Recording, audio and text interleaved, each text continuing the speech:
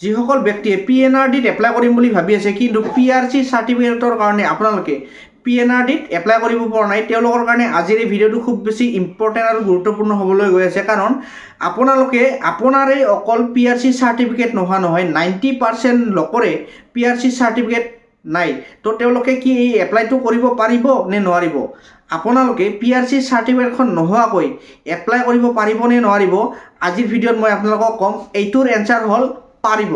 ঠিক আছে, আপোনালোকে PRC চাৰ্টিফিকেট নোহোৱাকৈ এইটো PNRDত এপ্লাই কৰিব পাৰিব। কিন্তু কেনেকৈ পাৰিব?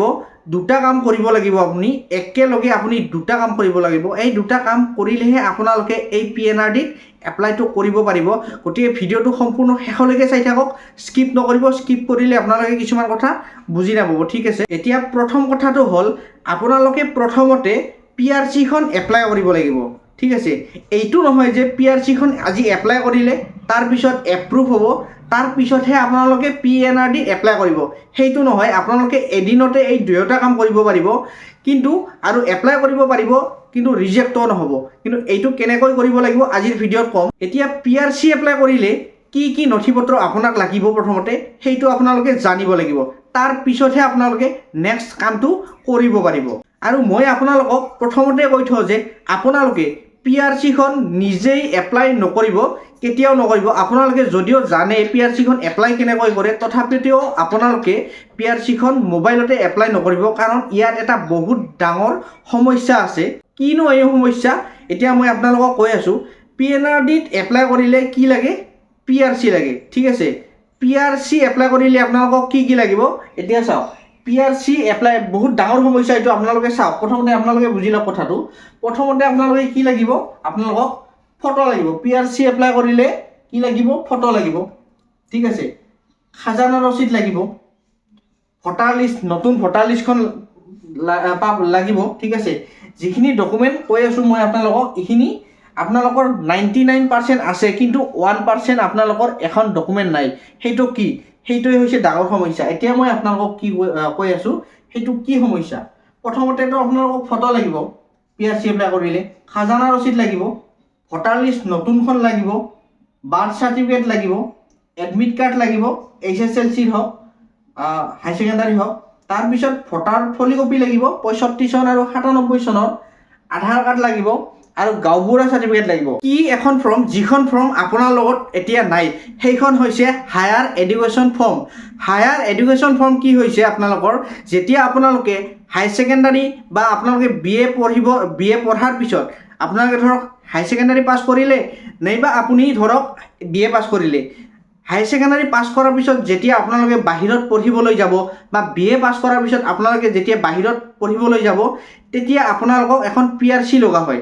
আৰু এই PRCখন এপ্লাই কৰিলে আপোনালোকক কি হয়, য'ত আপোনালোকে এডমিশ্যন ল'ব, ইউনিভাৰ্চিটিত হওক, কলেজত হওক, বাহিৰত, তো আপোনালোক তেতিয়া এখন ফৰ্ম দিয়া হয় PRC যে তাত লাগিব। সেইখন ফৰ্ম আপোনালোকে PRCখন এপ্লাই কৰিলে তাত ছাবমিট কৰিব লাগিব, তেতিয়াহে আপোনালোকৰ PRCখন এপ্ৰুভ হ'ব।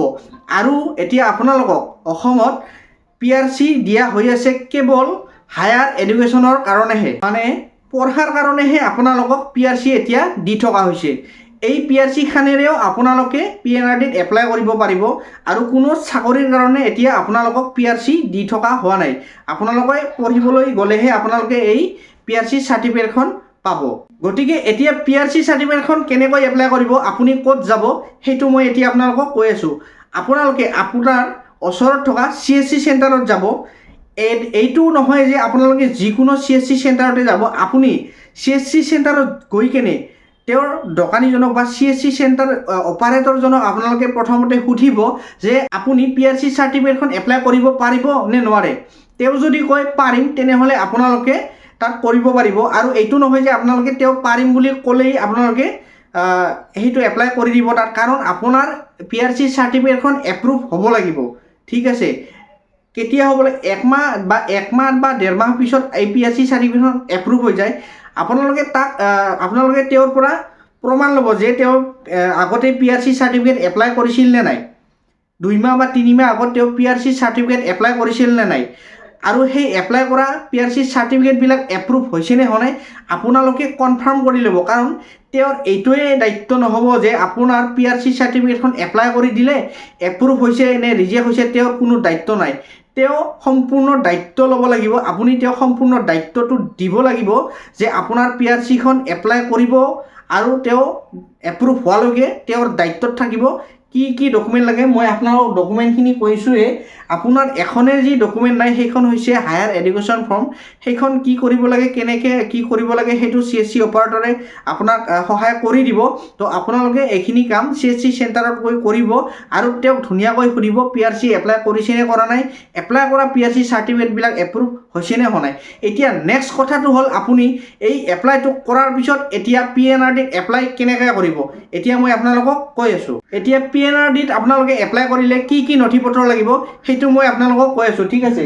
PNRDত এপ্লাই কৰিলে আপোনালোকক প্ৰথমতে লাগিব ফটো, ছিগনেচাৰ, এজ প্ৰুফ আপোনালোকে আধাৰ কাৰ্ডো দিব পাৰে, পান কাৰ্ডো দিব পাৰে বা আপোনালোকৰ ডেট অফ বাৰ্থ চাৰ্টিফিকেটো দিব পাৰে। তাৰপিছত লাগিব আপোনালোকৰ মেট্ৰিক পাছ, মেট্ৰিকৰ এডমিট কাৰ্ড, হাই ছেকেণ্ডাৰী এডমিট কাৰ্ড দিব পাৰিব আৰু আপোনালোকক লাগিব ডিগ্ৰীৰ মাৰ্কশ্বিট আৰু চাৰ্টিফিকেট। ডিগ্ৰীৰ মাৰ্কশ্বিট আৰু চাৰ্টিফিকেট আপোনালোকে আপলোড কৰিব লাগিব। তাৰপিছত আপোনালোকে কম্পিউটাৰ ডিপ্ল'মা চাৰ্টিফিকেটখন আপলোড কৰিব লাগিব। তাৰপিছত মেইন অপশ্যনটো হ'ল আপোনালোকৰ PRC। এতিয়া আপোনালোকে PRCত কি আপলোড দিব, ঠিক আছে। আপোনালোকে PRCৰ ঠাইত কি আপলোড দিব যাতে আপোনালোকৰ PNRD এপ্লিকেশ্যনটো আপোনালোকৰ ৰিজেক্ট নহয়। তাৰপিছত মই আপোনালোকক এতিয়া কৈ আছোঁ PRCৰ জেগাত আপোনালোকে ভোটাৰ আইডিও দিব পাৰে, আধাৰ কাৰ্ডো দিব পাৰে, ঠিক আছে। আপোনালোকে PRCৰ ঠাইত আধাৰ কাৰ্ড আৰু ভোটাৰ আইডি যদি দিয়ে আপোনালোকৰ এই এপ্লিকেশ্যনটো ৰিজেক্ট নহ'ব। আৰু আপোনালোকে যেতিয়া আপোনালোকৰ এইটো ৰিজেক্ট নহ'ব তেতিয়া আপোনাৰ প্ৰফিট কি হ'ব, ৰিজেক্ট নহ'লে আপোনালোকৰ এপ্লাইটো কৰাৰ পিছত যদি ৰিজেক্ট নহয় তেতিয়া আপোনালোকক ইণ্টাৰভিউলৈ মাতিব। ইণ্টাৰভিউত মাতাৰ পিছত আপোনালোকক সুধিব যে তুমি PRCখন কিয় আপলোড দিয়া নাই বা PRCখন কিয় আপলোড দিয়া নাছিলা। তো আপোনালোকে তেতিয়া PRCখন তেতিয়া হোৱা নাছিল বা PRCখন তেতিয়া মোৰ লগত নাছিল, সেইকাৰণে মই PRCখন আপলোড দিব নোৱাৰিলোঁ। তেতিয়া আপুনি PRCখন তেওঁলোকক দেখুৱাব পাৰিব যে মোৰ লগত এতিয়া PRCখন আছে। তো তেতিয়ালৈকে আপোনাৰ PRCখন 1 মাহ বা 2 মাহৰ ভিতৰতে যিহেতু PRCখন এপ্ৰুভ হৈ যায়, তো ইণ্টাৰভিউলৈকে আপোনালোকৰ মেক্সিমাম দিন থাকিব। তেতিয়ালৈকে আপোনালোকৰ PRC চাৰ্টিফিকেটখন এপ্ৰুভ হৈ যাব। তো আজিৰ ভিডিঅ'টো এইখিনি আছিল।